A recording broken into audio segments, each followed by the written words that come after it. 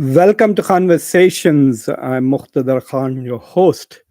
Uh, and today I'm going to talk to you about the Indian economy. Let me this off. So, welcome to Conversations. Today I'm going to talk to you about the Indian economy and the Indian economy, how wonderfully well it has done, especially in this quarter.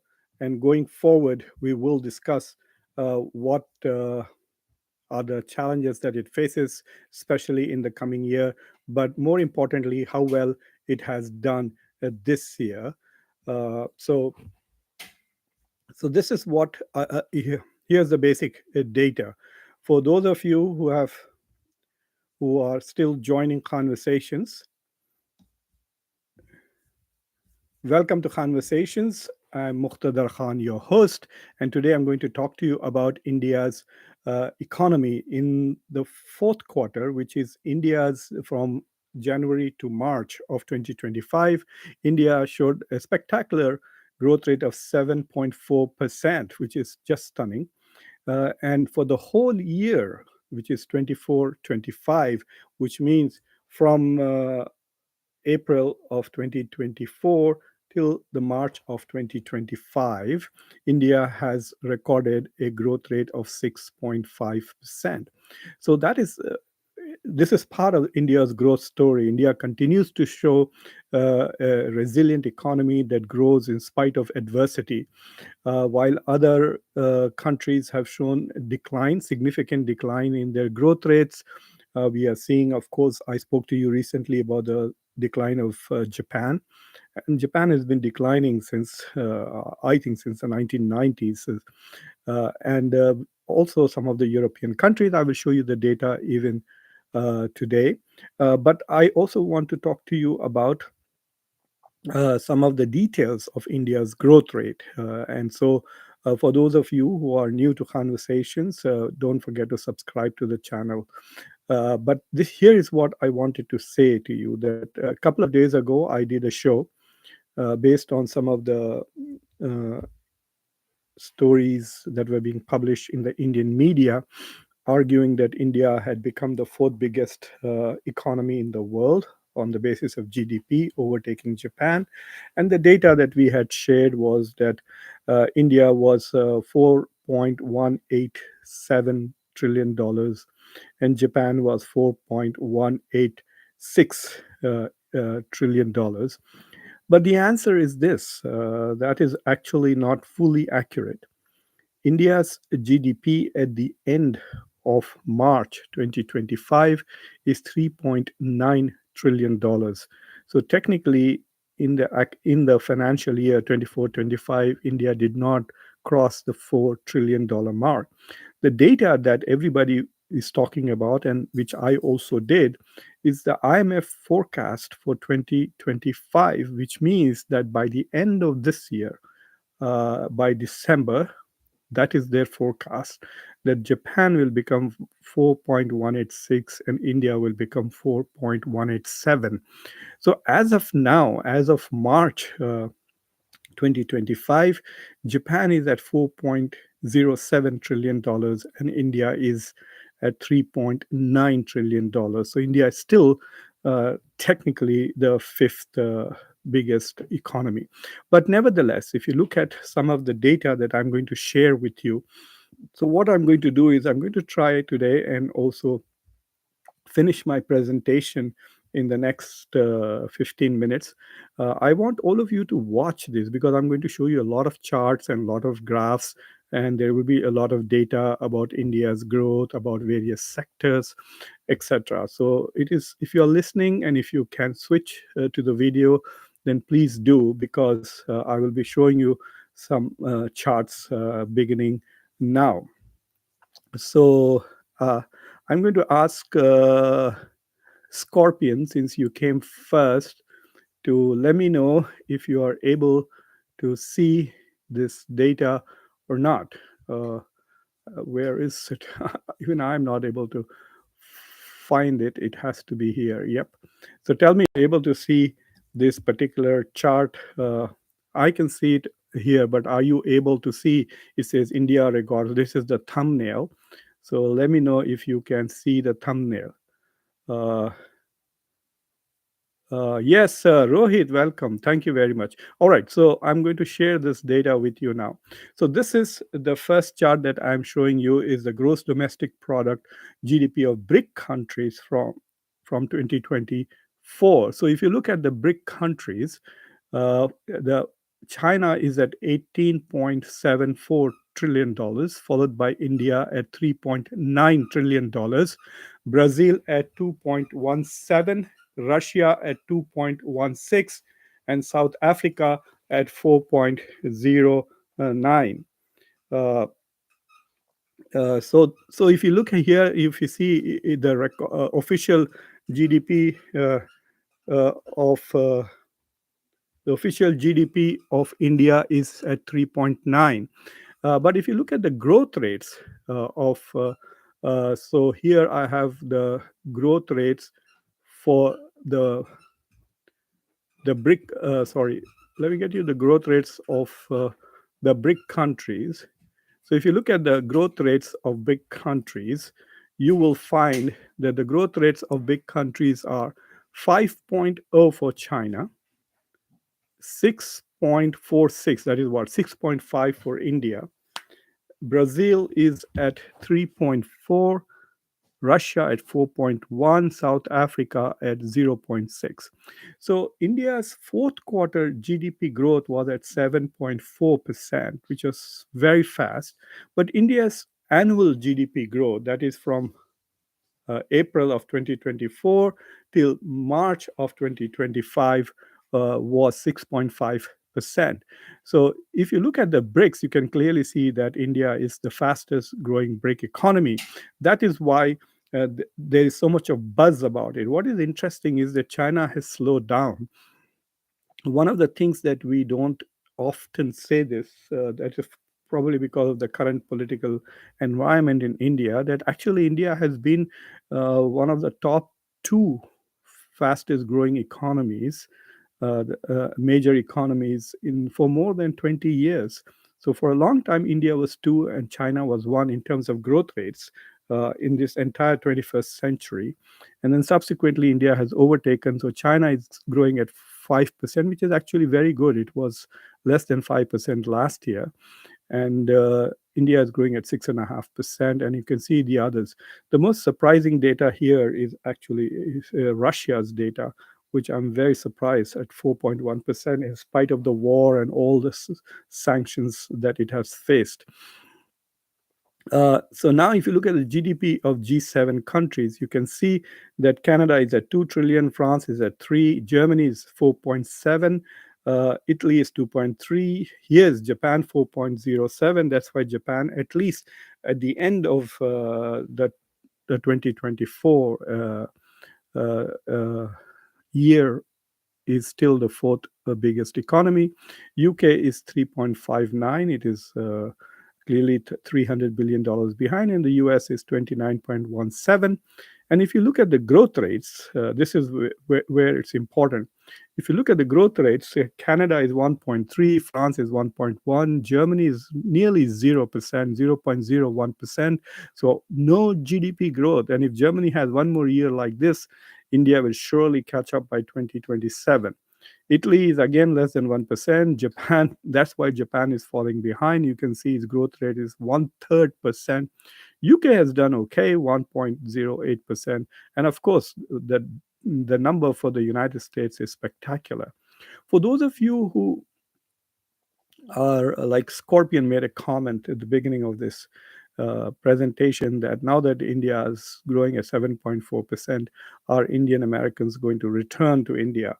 Well, I just wanted to share this particular data for you. So if you look at this BRICS growth rates, so China's growth rate is just 5% and India's is 6.46%. But in absolute dollar numbers, if you look, China has grown by $881 billion. At 5%, it is growing. It has added $880 billion to its GDP, whereas India at 6.5% has added only $231 billion. which means that the gap is not narrowing, the gap is actually increasing. And at roughly 2.9% that the United States had, you could say on $30 trillion, the US would also have added about $700 billion to its economy. So just because you have higher growth rates, it doesn't mean you're catching up with another economy or overtaking it, because the base is quite small. India's current base is less than $4 trillion, whereas China is working with $17 trillion. That's what it was last year. So it has grown by 881%. So I want to show you another important uh, chart so that you understand the perspective. And in this chart that I'm sharing with you, this is India's GDP growth rate for the last 10 years, from 2014 till now. And in this, you can see that this is 9. And so these two are good years that India had, 17 and 16. So India's GDP was about 7 plus, around 8% in these 2 years. But then if you look at the COVID, this is about 6% drop. This was a huge. The global economy dropped by 3%, India dropped by close to 6%. And so there was a rebound. And so if you notice, for 2 years, which is 22 and 23, 24, 2022 and 2024, India had GDP growth rates of more than 9%. So last year it was 9.2%. Before that, it was around 7%. And then before that, also around 9.3 or 9.4%. And so what has happened this year is India has dropped from 9.2 to 6.5% growth. So there's a steep decline in India's growth rate. And so there is not much discussion going on in the media, just because of the idea that India is still the fastest growing economy. We are not talking about the slowing down of the Indian economy. It's gone from growing at 9% last year to 6.5% this year. And the headwinds, which means the economic challenges for India's growth next year, primarily because of the tariff related uncertainty that Donald Trump has created in the global market, is also creating upheaval in domestic markets, etc. And that is why you see this problematic data. That we must keep in mind that India is the fastest growing economy, but it is also the fastest slowing major economy. It's dropped from 9 point something to 6.5. So I'm going to share some more data with you. This is the real GDP sector wise. So India's overall GDP growth, as you can see here in the green bar, was 6.5% growth rate. And then if you look at this orange bar, which is agriculture, and in the agriculture growth, India's growth rate was 3.8%. Apparently, 3.8% is very good, because for many, many years, India has been averaging 3.2% as a growth rate. And so having a 3.8% growth is considered above average. So kudos to the agricultural sector. What you see in the blue one is the manufacturing, and the manufacturing is 5.4. Now, that is not good if India wants to become a manufacturing alternative to China. And so, what it shows that with all the talk of offshoring, friendshoring, restructuring, deglobalization, delinking with China, etc., in spite of that, the manufacturing growth in India is tepid. India is growing at 6.5%, but the India's manufacturing sector is growing at 5.4%. So in around 2014-15, India's GDP share of manufacturing was around 17%.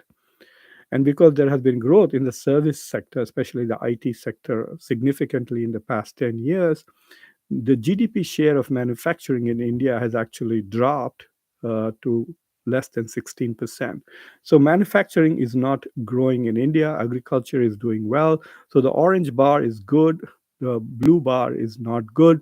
Services continues to perform for India, 7.2%. So that is good. And this is construction, this purple thing. So in the fourth quarter, from January to March, India invested a lot in basically infrastructure, construction-related projects. So it was 10.8% growth. So the overall growth of India in the whole 24 to 25 year, that is from April of 24 to March of 2025, the growth in construction was close to 9%. So that is a big jump, if you may. And so let me go to the next graph that I want to share is this one. But not everything is hunky-dory in the Indian economy. It is growing, and it is the fastest growing major economy in the world. It is on the verge of overtaking Japan. It is inevitable before the end of this year, India will overtake Japan. Japan is growing at 0.3%. India is growing over 6%. India should catch up if it has not already caught up. Maybe when we look at the data at the end of the second quarter of this year, which will be end of June, it's quite possible India may have overtaken Japan by then. You saw that there was a massive exports of iPhones out of India in the last couple of months because Apple was trying to beat the tariff deadlines imposed by Donald Trump. So we might see a huge surge in exports for India, and that will contribute to GDP. But unemployment seems to be really terrible in India, and I wanted to share that with you. So if you look at the green bar, this is all adults. Unemployment in India is about 4.5% unemployment.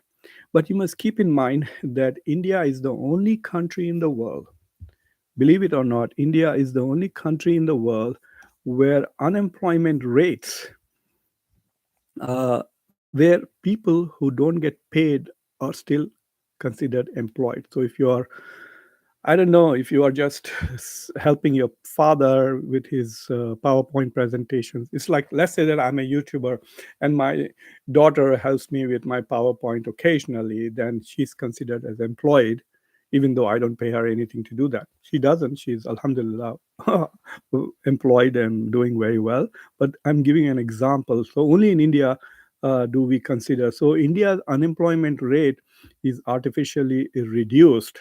Please keep that in mind. So when you look at this figure of all green, it says 4.5%, but it should be much more than that because it includes lots of people who are not paid.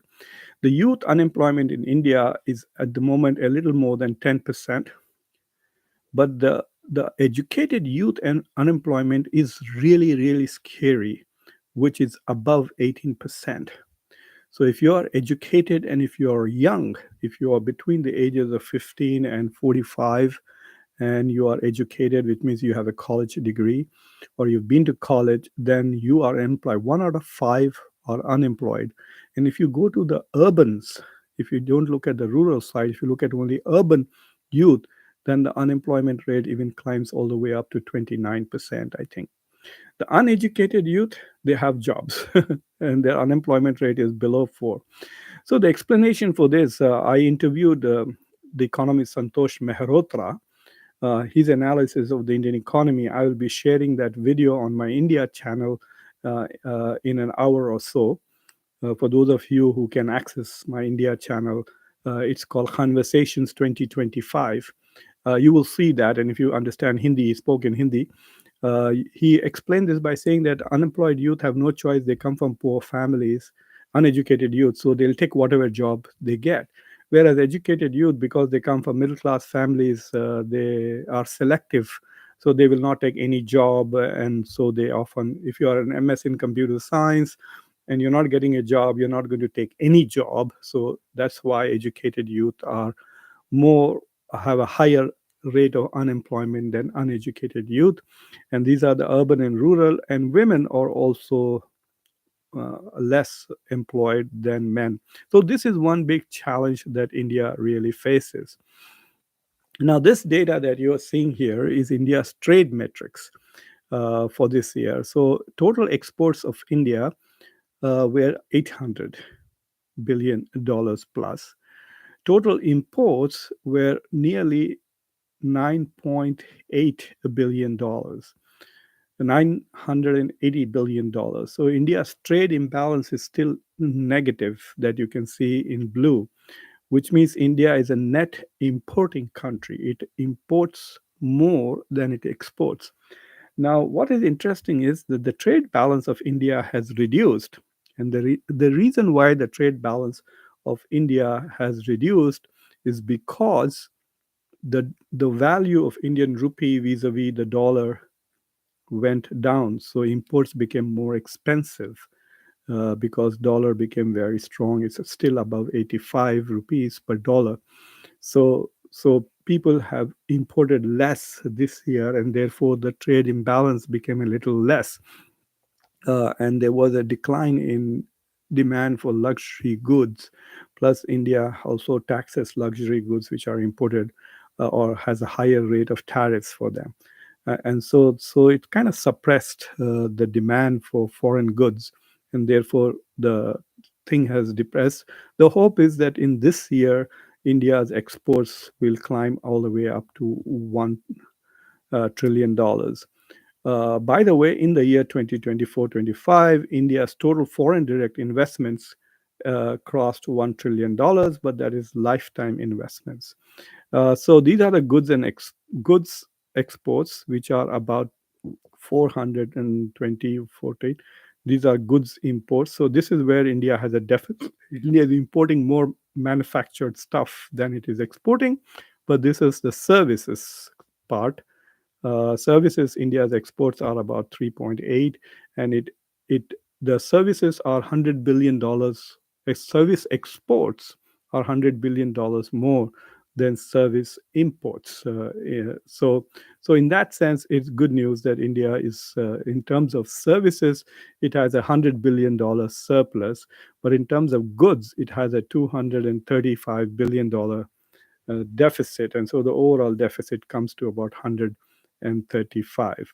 So this is some of the data that I wanted to share with you, that India's GDP has grown at the rate of 6.5%, but unemployment continues to be a major problem for India. But India's growth has declined significantly. It has dropped from 9.2% growth in 2024 to 6.5 now. There is not much explanation as to why that has happened. But the reason why India has done well so far is because of, I think, the growth in services and construction that has happened in at home. So basically, government spending has been very high. India's consumer demand remains low still. So that is where India is. It is still the fastest growing economy in the world. That tells you how much challenges that other countries are facing. But let me also alert you to the fact that when you see developed economies having growth rates of 1 2%, don't scoff at that, because you're not looking at the quality of life there. As India will become richer and richer country, as India's per capita GDP goes up, it is right now at $2,800, 2.8K dollars. So as India's GDP goes up and up, its growth rates will also begin to go down, like China's. China was growing at 9% in the 1990s until recently, and now that it has become like a high income economy at 13,000 per capita is the GDP of China.